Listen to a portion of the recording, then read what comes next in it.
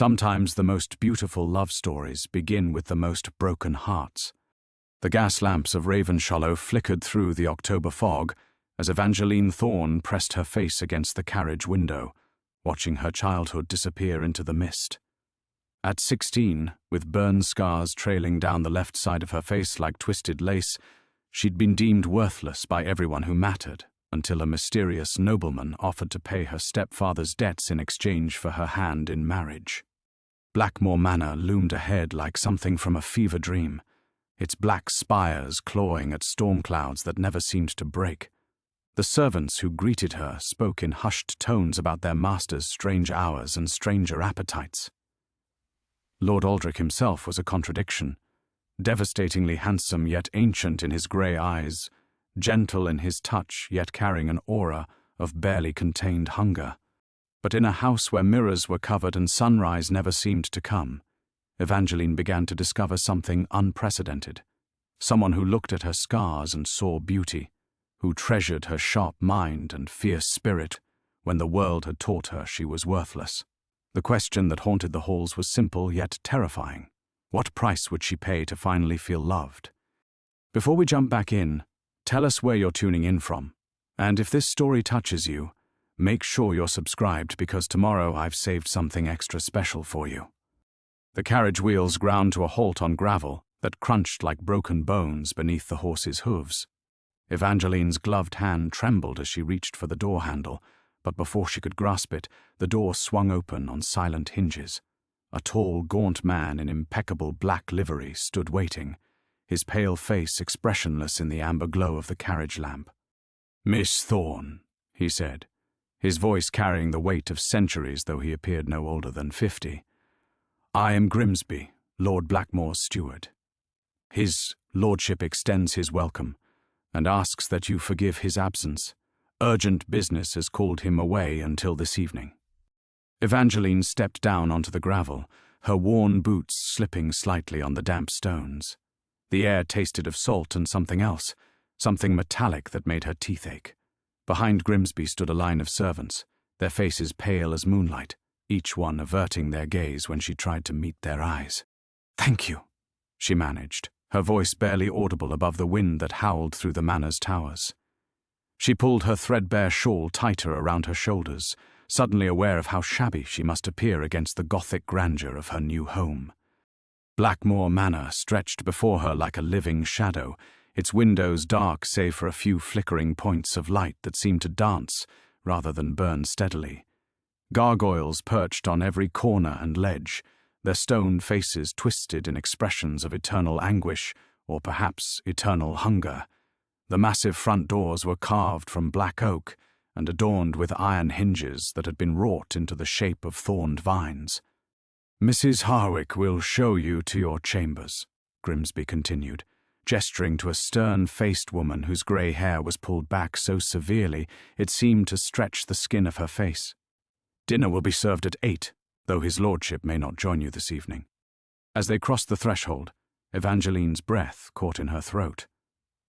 The entrance hall soared 3 stories high, its walls lined with portraits of pale, beautiful people whose eyes seemed to follow her movement.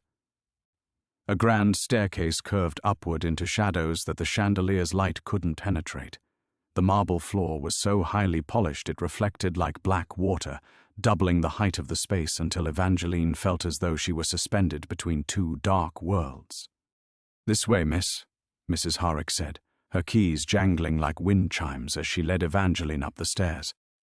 Their footsteps echoed strangely, as if the house were swallowing and regurgitating the sound.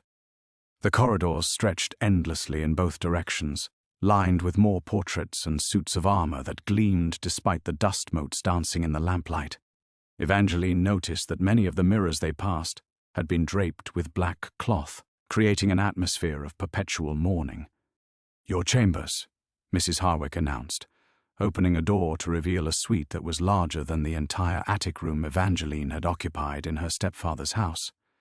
Rich burgundy curtains hung from floor to ceiling, and a fire crackled warmly in an ornate marble fireplace. The 4-poster bed was draped in midnight blue silk, and fresh white roses filled crystal vases on every surface. "It's beautiful," Evangeline whispered, running her fingers along the smooth wood of a writing desk that had been positioned near the window. Mrs. Harwick's expression softened almost imperceptibly. "His lordship selected everything himself, miss. Said you were to have anything you desired." She paused at the doorway. "A word of advice, if I may. Lord Blackmoor keeps unusual hours.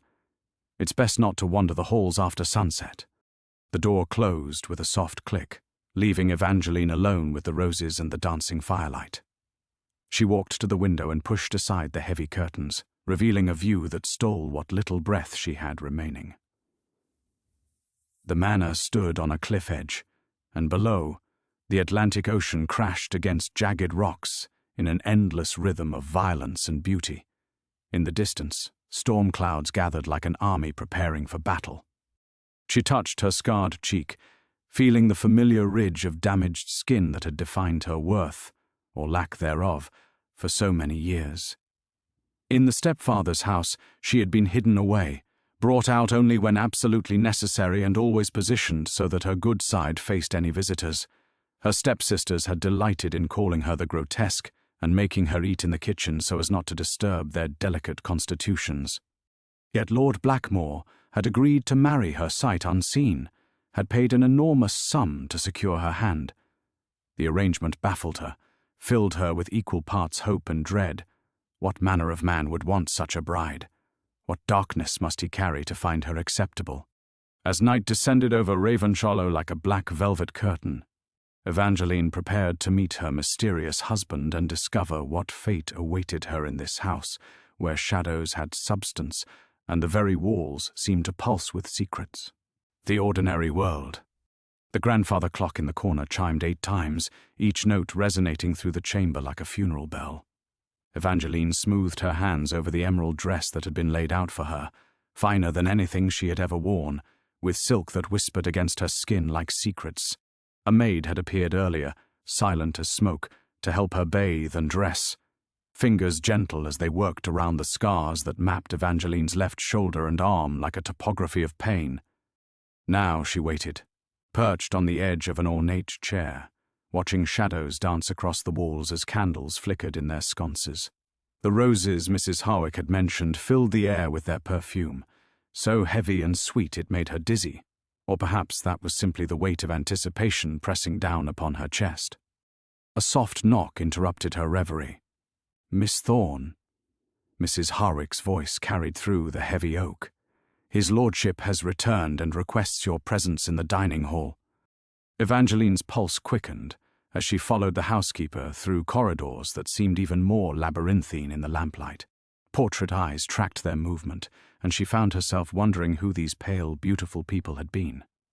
Family members? Previous mistresses of the house? Their expressions held a uniformly haunting quality, as if they had all witnessed something that had drained the warmth from their faces. The dining hall stretched before them like a cathedral, its vaulted ceiling disappearing into shadows above. A table that could seat 30 dominated the space, though only 2 places had been set, one at the head, one to its right. Crystal glasses caught the light from an enormous chandelier, creating tiny rainbows that danced across the white tablecloth. "His lordship will join you momentarily," Mrs. Harwick murmured, pulling out the chair for Evangeline. "He asks that you begin without him. He's been delayed." Left alone once more, Evangeline studied her surroundings with growing unease.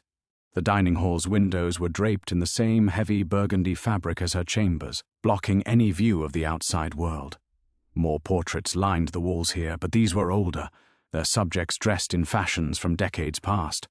All shared the same ethereal beauty, the same unsettling pallor. Footsteps echoed from the corridor, measured, deliberate, approaching with the inevitability of fate itself. Evangeline's breath caught as the double doors swung open to reveal her husband for the first time. Lord Aldric Blackmoor moved with a predator's grace, tall and lean beneath perfectly tailored evening wear.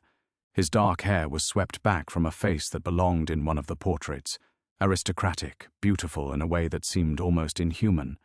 But it was his eyes that made her hands tremble in her lap, dark as midnight, ancient as winter, holding depths that spoke of sorrows too vast to comprehend.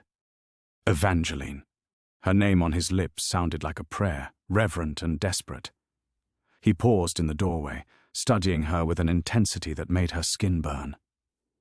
"Forgive my tardiness. Business required my immediate attention." She rose from her chair, dropping a curtsy that felt clumsy under his penetrating gaze. "My lord, thank you for your hospitality. The chambers are beautiful." A ghost of a smile touched his lips, lips that were pale as marble, she noticed. "I am pleased they meet with your approval. Please, sit. You must be hungry after your journey." As if summoned by his words, servants appeared with silver platters, their movements synchronized like a carefully rehearsed dance. They served course after course, pheasant in wine sauce, roasted vegetables that gleamed with butter, bread still warm from the oven. The food was exquisite, far finer than anything from her stepfather's table, yet Evangeline found her appetite diminished by her husband's unwavering attention. Lord Blackmoor made no move to eat, instead watching her with those fathomless eyes.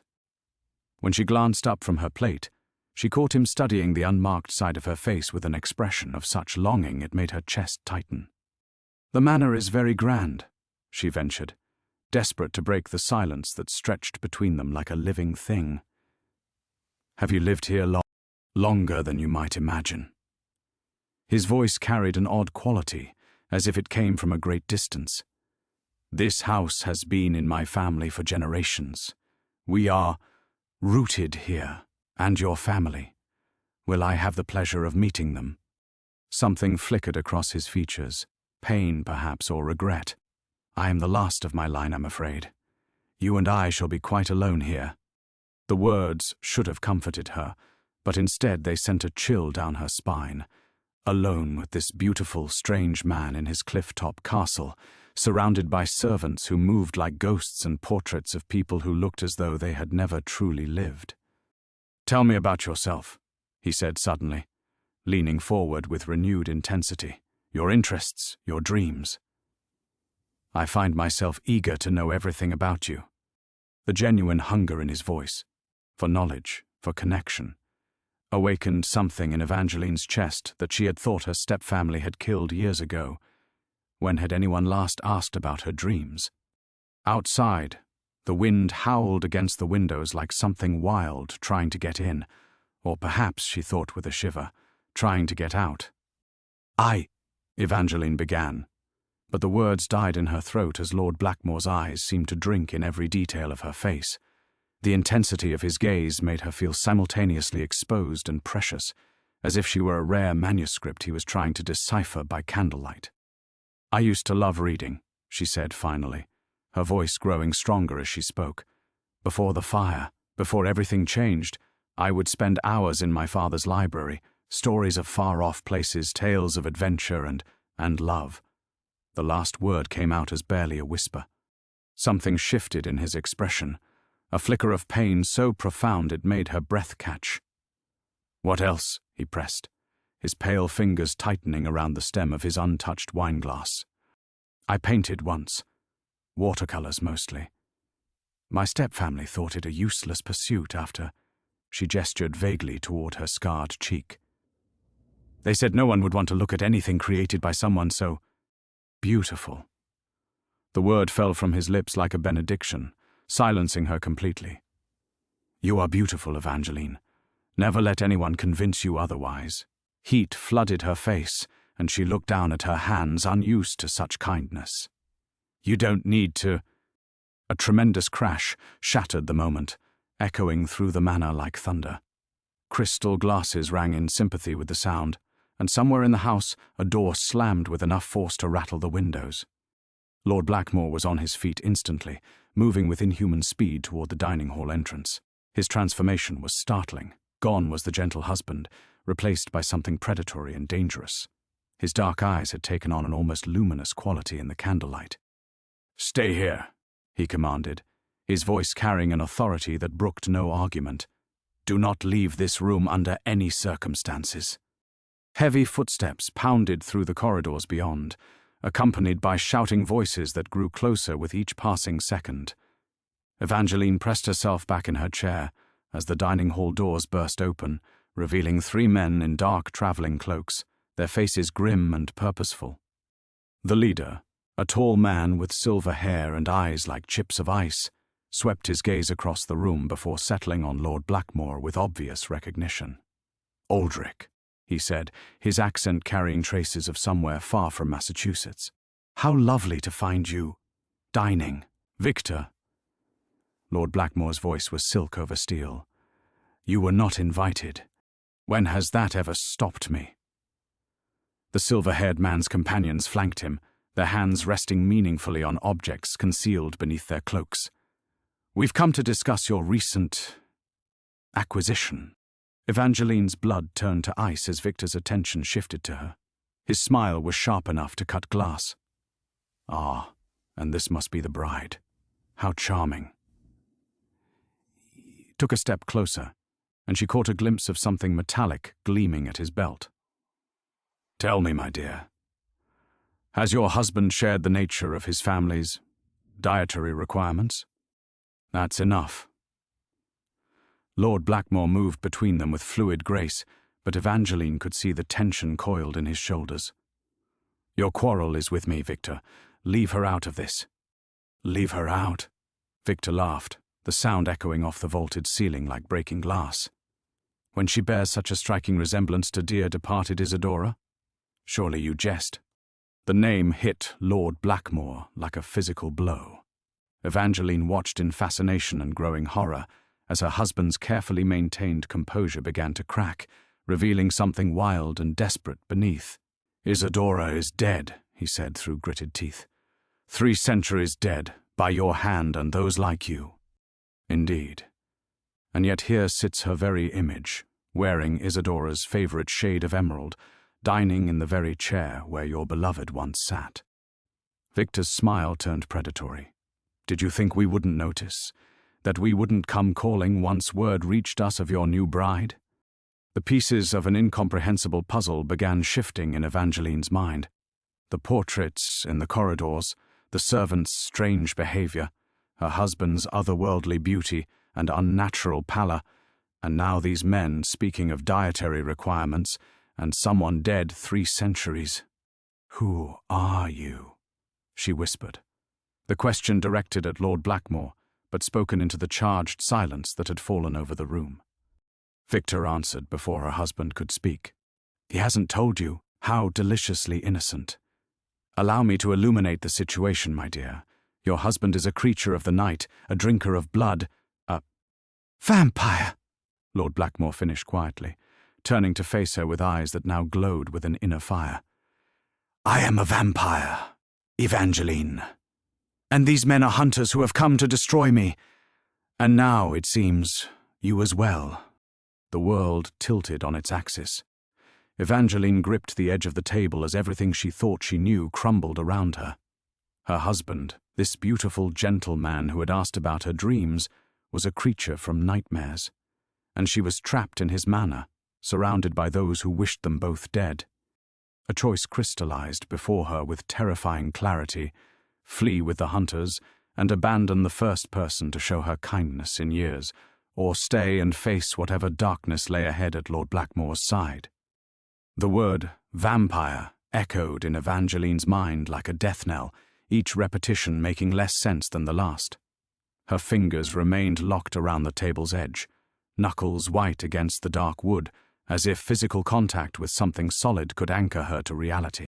Vampire, the creature from Gothic novels and whispered folk tales, the monster that fed on blood and shunned the light of day. Her husband. She stared at Lord Blackmoor, at Aldric, seeing him anew through the lens of this impossible revelation.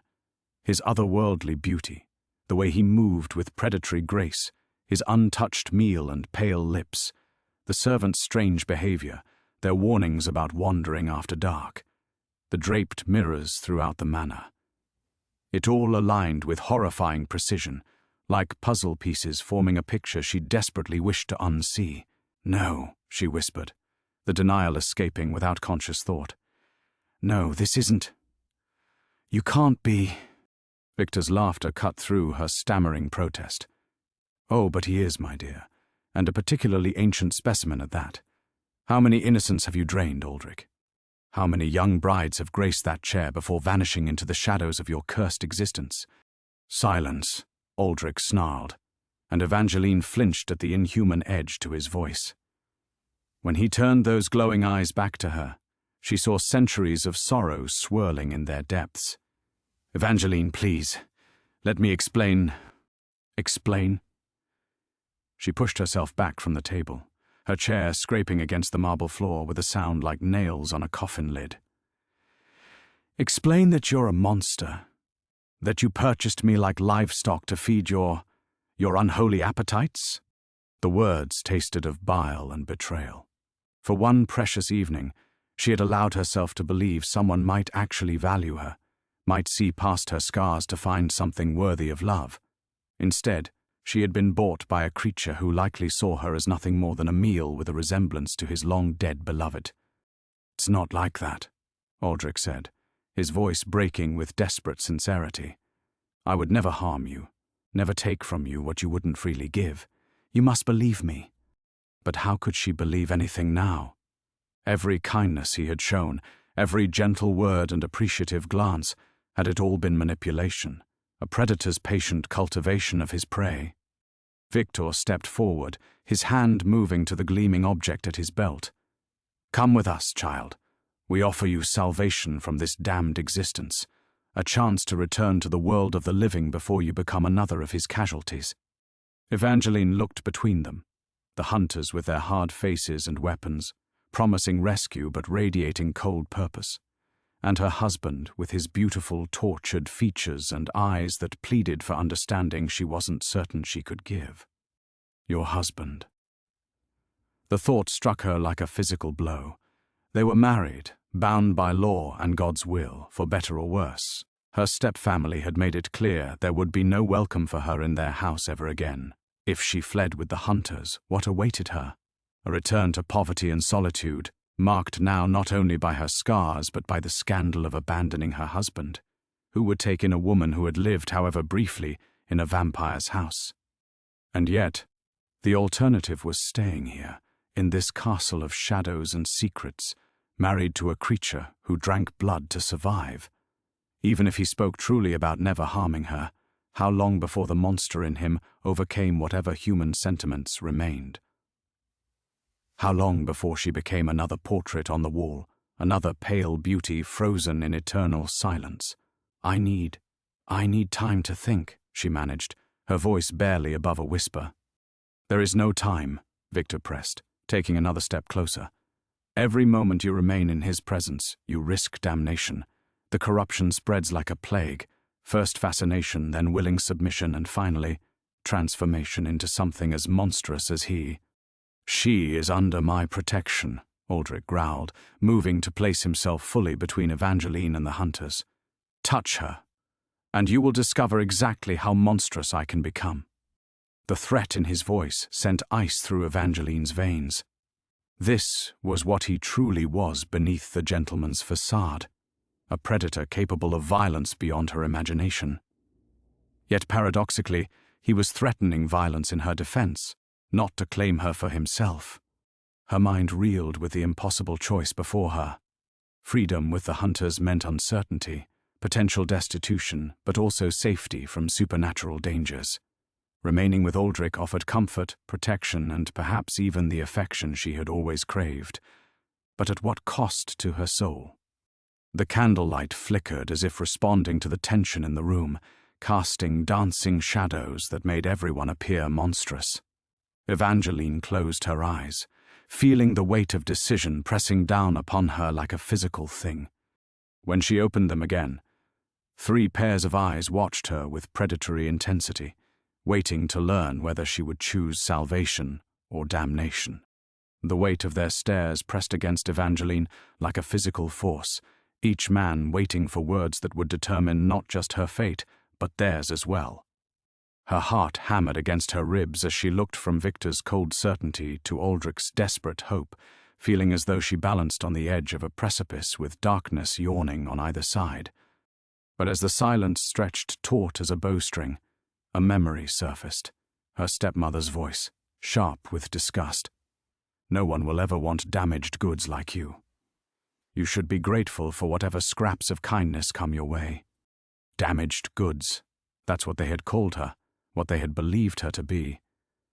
Yet here stood a vampire, a creature of legend and nightmare, who had looked at her scars and called her beautiful, who had asked about her dreams with genuine hunger for her words, not her blood, who now faced 3 armed hunters to protect a woman he barely knew. The realization struck her with startling clarity. She had spent years believing she was unwanted, unworthy of love or kindness. But perhaps the truth was simpler. Perhaps she had simply been surrounded by people incapable of seeing her worth. And now, faced with the choice between the familiar cruelty of the human world and the unknown dangers of something supernatural, she found her answer in the most unexpected place. In Aldric's eyes, despite everything, despite the revelation of what he was, despite the supernatural hunters in his dining hall, she still saw the same reverent wonder he had shown when speaking her name. He looked at her not as a meal or a burden or a damaged thing, but as someone precious, someone worth protecting. "No," she said quietly, the word falling into the charged silence like a stone into still water. Victor's expression darkened. "No?" Evangeline lifted her chin, feeling strength flow into her voice as she continued. "I will not go with you." She turned to face Aldric fully, seeing the surprise and hope that flickered across his features. "I made vows before God, whatever you may be. I am Lady Blackmoor now, and this is where I belong." The transformation in Victor's demeanor was immediate and terrifying. His hand closed around the silver cross at his belt, and his companions moved with practiced precision to flank him. "Then you have chosen damnation, child. We cannot allow a creature like him to corrupt another innocent soul." "The only innocence being corrupted here," Evangeline said with surprising steadiness, "is your assumption that you know what's best for me. I have been unwanted and unloved for years, treated as a burden by those who should have protected me. If Lord Blackmoor is truly the monster you claim, then why has he shown me more kindness in one evening than my own family managed in years?" Steel whispered against leather as Victor drew a wickedly sharp blade, its surface gleaming with strange engravings. "Because monsters are patient, girl. They cultivate their prey, make them willing participants in their own destruction." But even as he spoke, Evangeline noticed something that made her pulse quicken, with an emotion she couldn't quite name. Aldric had not moved to restrain her, had not used whatever supernatural powers he possessed to influence her decision. Despite Victor's claims of vampiric manipulation, her choice felt entirely her own, perhaps the first truly free choice she had ever made. "If that were true," she said, stepping closer to her husband's side, "then surely he would have enchanted me already. Instead, he asked me about my dreams. He listened when I spoke. He sees something in me worth preserving." She felt Aldric's hand brush hers, cool but gentle. "That is not the behavior of a monster." Victor's face contorted with disgust. "You are either bewitched beyond salvation or more foolish than I believed possible." "Perhaps," Evangeline agreed, her fingers intertwining with Aldric's, "but I would rather be a fool in a place where I am valued than wise in a world that sees me as worthless." The hunter's blade caught the candlelight as he raised it. "Then you leave us no choice. We cannot allow this corruption to spread." Aldric moved with inhuman speed, placing himself fully in front of Evangeline, his own form seeming to expand and darken. "You want her, you go through me. And I promise you, Victor, after 3 centuries I have learned new ways to make death exquisitely slow." The dining hall erupted into chaos as the hunters lunged forward, and Aldric met them with a snarl that belonged to no human throat.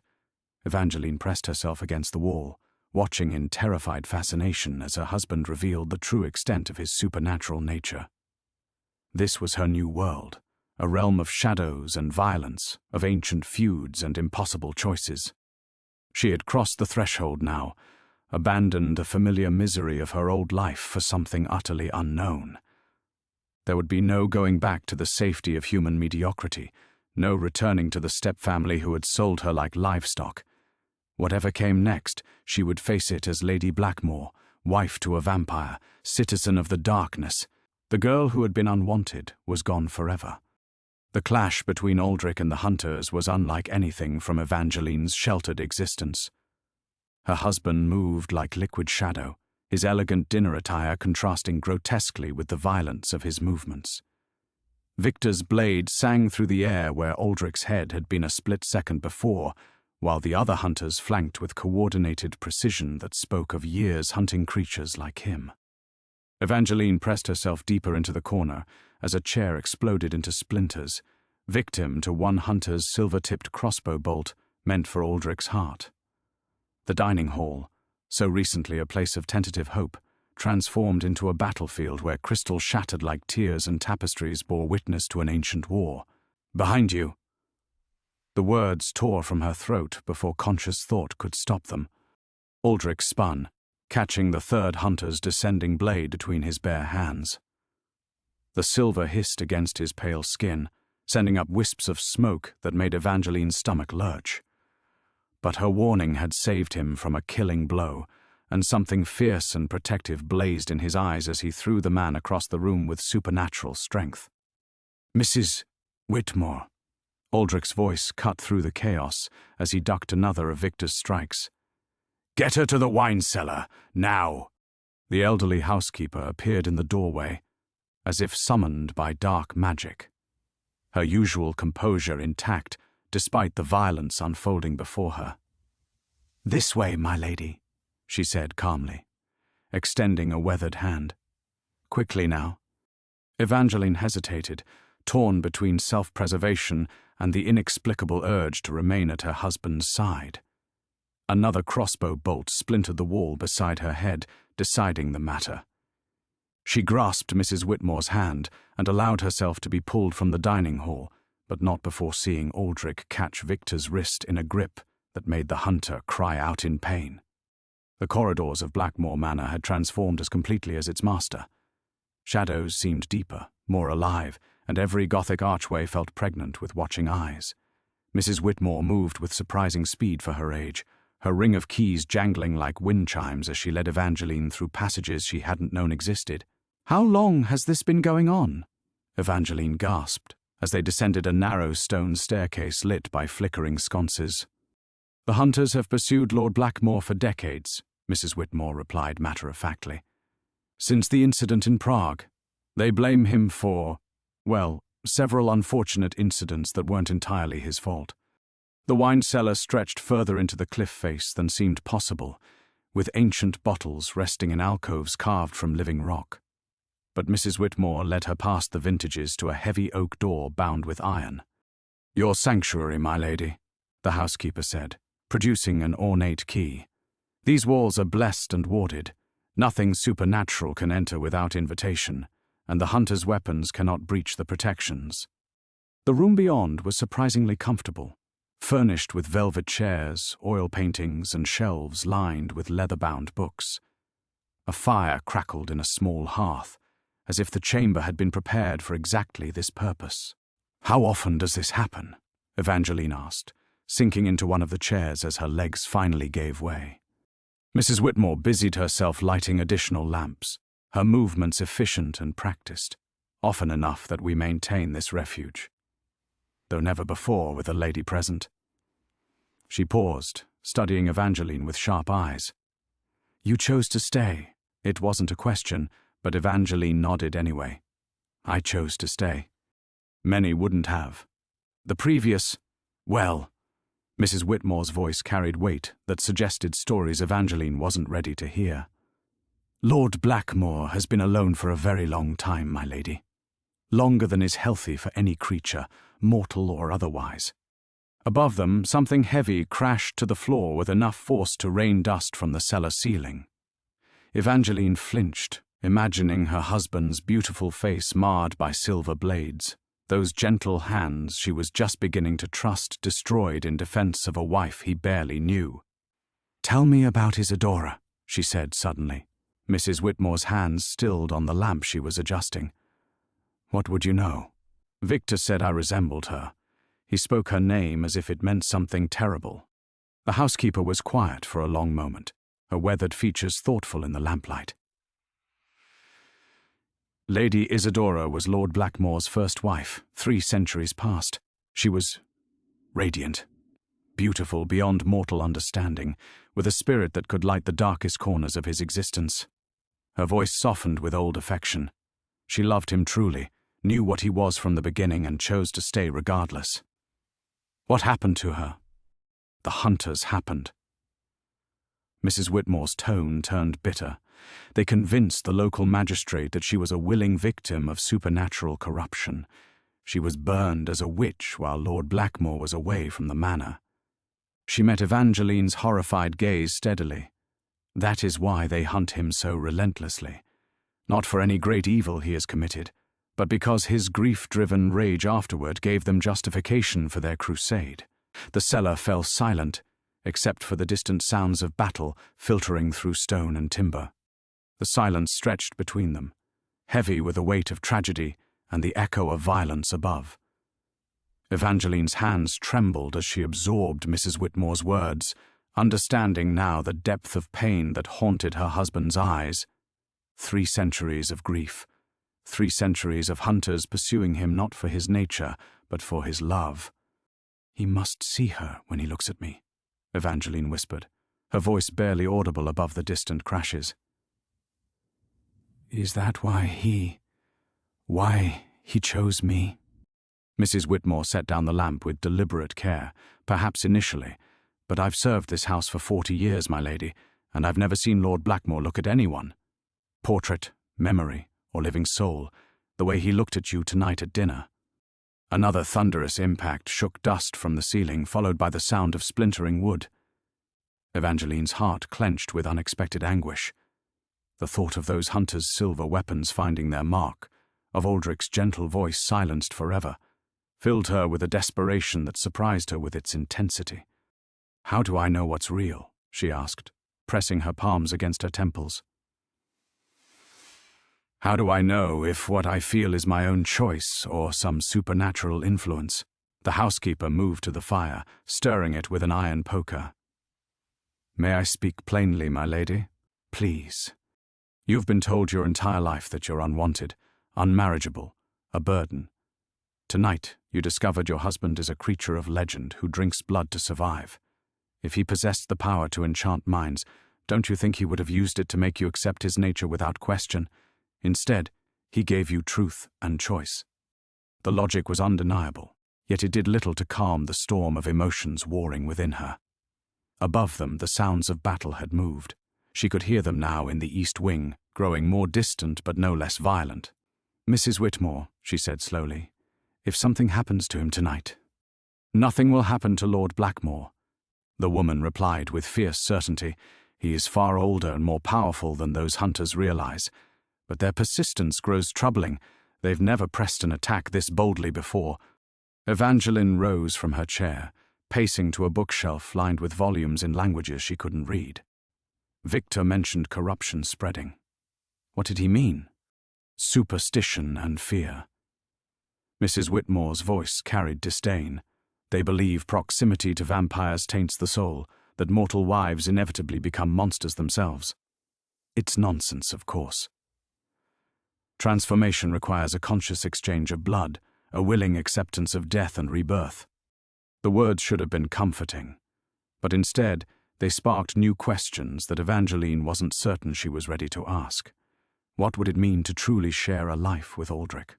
Could a mortal woman find happiness with an immortal husband, watching herself age while he remained eternally young? And what of children, of the simple human dreams she had harbored despite her stepfamily's cruelty? A new sound penetrated the stone walls, breaking glass, multiple windows shattering at once. Then Aldric's voice, raised in fury that made her blood run cold. "You dare threaten her under my own roof?" "He's magnificent when he's protective," Mrs. Whitmore observed with something approaching pride. "I haven't heard him this passionate about anything in decades." The battle's sounds shifted again, moving toward the front of the manor. Evangeline found herself at the cellar door, her hand on the iron handle despite the obvious danger above. "I should be with him," she said, surprising herself with the conviction in her voice. "Absolutely not." Mrs. Whitmore's tone brooked no argument. Lord Blackmoor fights without restraint because he knows you're safe. Your presence would only divide his attention and endanger you both. But standing here in safety while her husband, and how strange that word still felt, faced mortal danger, seemed suddenly unbearable. In one evening, he had given her more consideration and genuine affection than she had received in years. Whatever supernatural nature lurked beneath his gentleman's exterior, he had chosen to protect rather than possess her. The realization crystallized with startling clarity. She was no longer the unwanted girl her stepfamily had sold to settle debts. She was Lady Blackmoor, and her husband was fighting for his life against enemies who would see them both destroyed. "Mrs. Whitmore," she said, turning from the door with new resolve, "I need you to tell me everything. About vampires, about the hunters, about what my life will truly be like here." She straightened her shoulders, feeling strength flow through her that had nothing to do with supernatural influence. "If I'm going to be part of this world, I need to understand it completely." The housekeeper studied her face for a long moment, then nodded approvingly. "Very well, my lady, but I warn you, once you know the full truth about what exists in the darkness, there can be no pretending otherwise." "I've already made my choice," Evangeline said firmly. "Now I need to prepare for the consequences." Above them, the sounds of battle raged on, and she steeled herself to learn exactly what those consequences might entail. Mrs. Whitmore settled into the chair across from Evangeline, her weathered hands folded in her lap like a governess preparing to deliver a difficult lesson. The distant sounds of battle seemed to underscore the gravity of what was about to unfold, the complete revelation of a world Evangeline had only glimpsed. "Vampires are not the mindless monsters of folklore," the housekeeper began, her voice steady despite the crashes echoing from above. "They are ancient beings, possessed of intelligence and emotions that often surpass mortal understanding. Lord Blackmoor was turned during the plague years of London, when death stalked every street and hope was a luxury few could afford." Evangeline leaned forward, her heart hammering as each word reshaped her understanding of the man she had married. Turned by whom? A vampire lord named Sebastian Ravenscroft, who saw potential in a dying nobleman's son. The transformation saved Aldric from a wasting death, but it cost him his mortality, his ability to walk in sunlight, his capacity to age and die as God intended. Mrs. Whitmore's eyes grew distant. It also gave him centuries to develop gifts that make him formidable beyond measure. The cellar shuddered as something heavy struck the manor's walls. Evangeline flinched, but forced herself to focus on the housekeeper's words. She needed to understand what she was truly choosing. What gifts? Strength that can crush stone, speed that makes him appear to vanish and reappear at will. His senses can detect heartbeats from rooms away, track scents across miles. He can compel weaker minds to obey, though he has never used such power on you. I would know. The implications hit Evangeline like a physical blow. Every kindness, every gentle word, every moment of seeming attraction between them, it had all been genuine choice, not supernatural manipulation. The knowledge should have comforted her, but instead it deepened the weight of responsibility pressing down on her shoulders. "And the hunters?" Mrs. Whitmore's expression hardened. "Men who have made it their mission to purge the world of what they consider abominations. They see no distinction between vampires who hunt innocents and those who live quietly, harming none. To them, Lord Blackmoor's very existence is an affront to natural order." Another crash, closer this time, followed by Victor's voice raised in command. Evangeline's hands clenched in her skirts as she imagined silver blades seeking her husband's heart. "They hunt in groups of 3 to 5, Mrs. Whitmore continued relentlessly. "They carry weapons blessed by priests, forged with silver, inscribed with holy symbols. Their crossbow bolts are tipped with consecrated wood. They train from childhood to move as one, to anticipate vampire tactics, but Aldric has survived them before." "Yes, but each encounter leaves scars, my lady. Not just physical ones. Vampires heal from most wounds given time. The deeper damage comes from the constant reminder that his very nature makes him a target, that anyone who chooses to stand beside him becomes endangered." The words struck Evangeline with the force of prophecy. She thought of her quiet dreams, a peaceful home, perhaps children, a husband who would grow old alongside her. None of that was possible now. She had chosen a life of shadows and danger, of hiding from those who would destroy them both. What happened to his other wives? The question slipped out before she could stop it. Mrs. Whitmore was quiet for a long moment.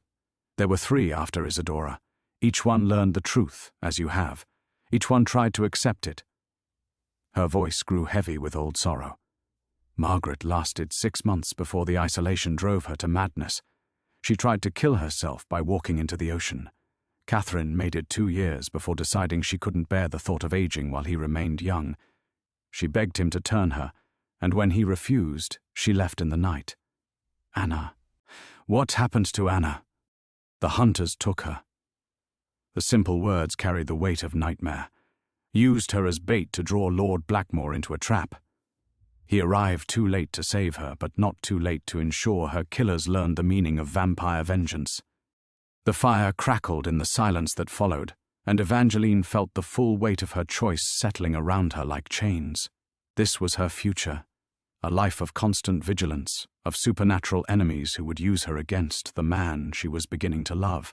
The realization that she was indeed beginning to love Aldric hit her with startling clarity, not for his otherworldly nature or mysterious past, but for the gentleness he had shown her damaged face, the way he had listened to her dreams as if they mattered. Above them, the sounds of battle suddenly intensified.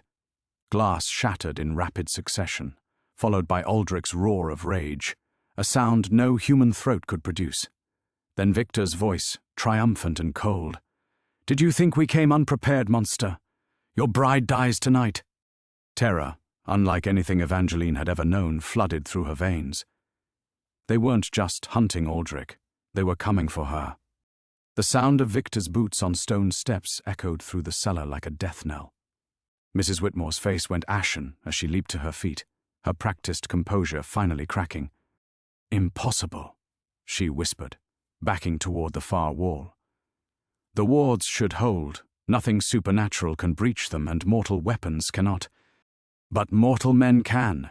Victor's voice drifted down the stairwell, closer now, accompanied by the heavy tread of multiple hunters. "Did you think we hadn't learned from our previous failures? Anna told us everything about this place before she died. Every secret passage, every sanctuary, every weakness in your master's defenses." Evangeline's blood turned to ice. Anna, the wife who had been taken, tortured for information that would now seal their doom. She pressed herself against the blessed door, her mind racing through impossible calculations. How long before they reached the cellar?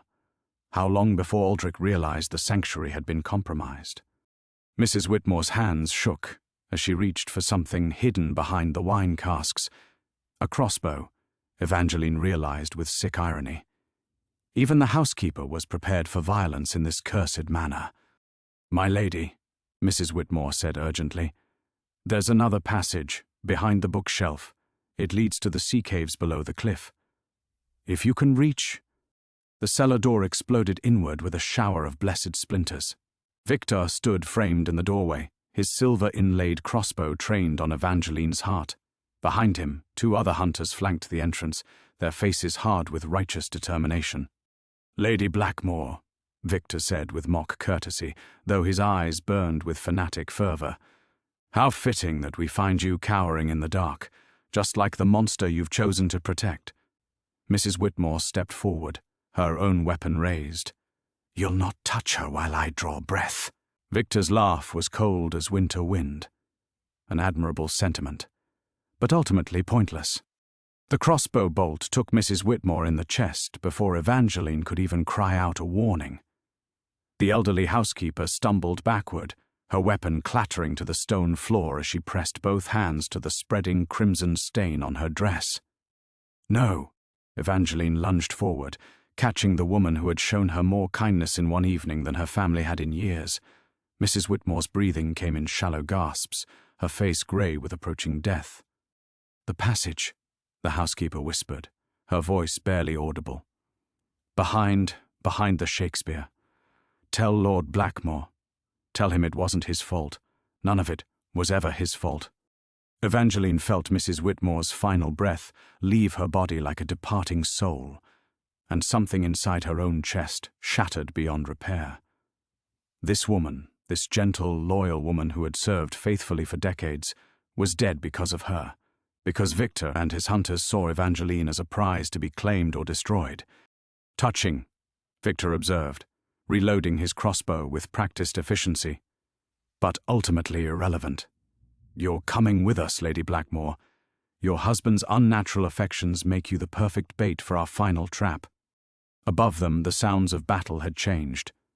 Aldric's roars of fury were punctuated now by something else: desperation. How many hunters had they brought?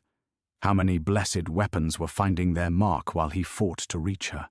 "He'll kill you all," Evangeline said, her voice steady despite the terror coursing through her veins. "When he finds what you've done." "When he finds what we've done, he'll be exactly where we want him," Victor interrupted. Enraged, careless, vulnerable. The same strategy that worked with Anna, perfected through years of study and preparation. One of the other hunters stepped forward, a younger man whose face bore the fervor of someone who had never questioned his cause. "The corruption has already begun in her, Victor. Look at her eyes. She defends the monster even now. Perhaps we should end this here." "No." Victor's tone brooked no argument. "She dies where Blackmoor can watch, where her death can drive him to the kind of mindless fury that makes even ancient vampires vulnerable." They hauled Evangeline to her feet, their blessed weapons making her skin burn where they pressed against her arms. As they forced her toward the shattered doorway, she cast one final glance at Mrs. Whitmore's still form and felt something fundamental die within her chest. This was the price of loving a vampire. Not just her own life, but the lives of everyone who showed them kindness. The isolation, the constant threat, the way violence followed in their wake like a plague. She had chosen this path with such determination just moments before, but now the weight of consequences crashed over her with devastating clarity. As they dragged her up the stone steps toward whatever fate awaited above, Evangeline realized that the girl who had entered Blackmoor Manor as an unwanted burden was already gone. What remained was something harder, something forged in tragedy and loss, someone who would either find the strength to survive this darkness or be consumed by it entirely. The manor above echoed with the sounds of ongoing battle, but now she knew with terrible certainty that even if Aldric survived the night, they had already lost everything that mattered.